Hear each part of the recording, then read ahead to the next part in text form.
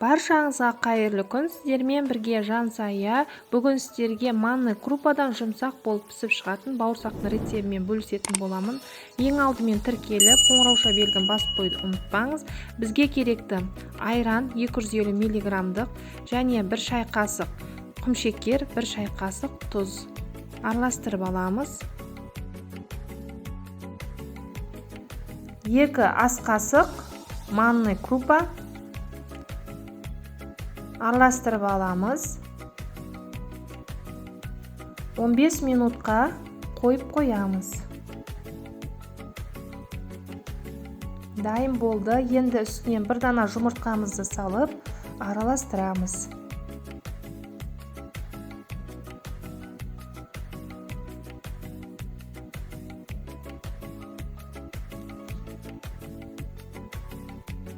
Үстінен 1 шай қасық қопсытқышымыз саламыз.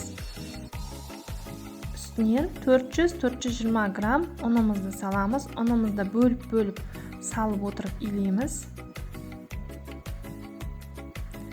Үстінен 30 мг сұйық май құямыз.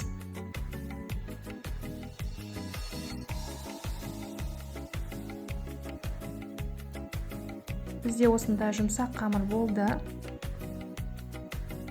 Бетін жауып 10 минутқа қойып қоямыз.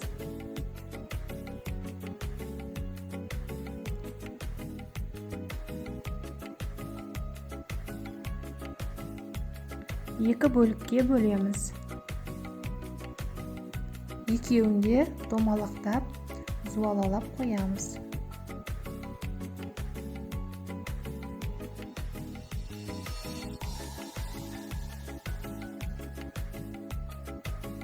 Енді қамырымызды жаямыз.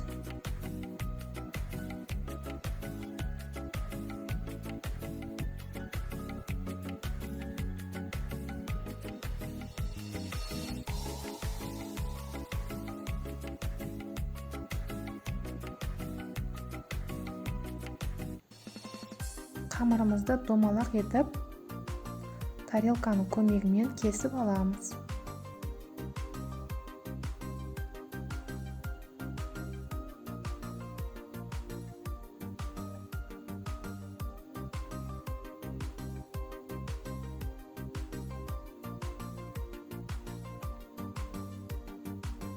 Топ-томалақ болды. Енді 3 бұрышты етіп кесіп аламыз.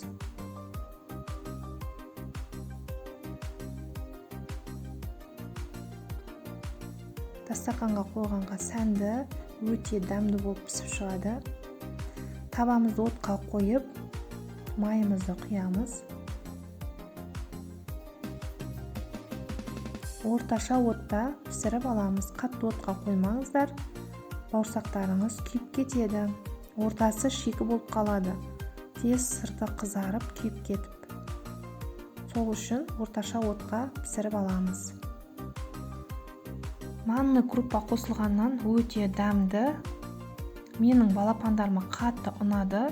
Сіздің балапандарыңызға ұнайды деген сенімдемін. Өте дәмді, жұмсақ болып шығады. Дастарханға қойсаңыз да керемет дәмді. Видеом ұнаса лайк, комментарий қалдыруды ұмытпаңыз. Ең бастысы тіркеліп, қоңырауша белгіні басып қойыңыз. Менімен бірге видеоның соңына дейін болғаныңыз үшін рахмет. Істеп көріңіз, ас болсын.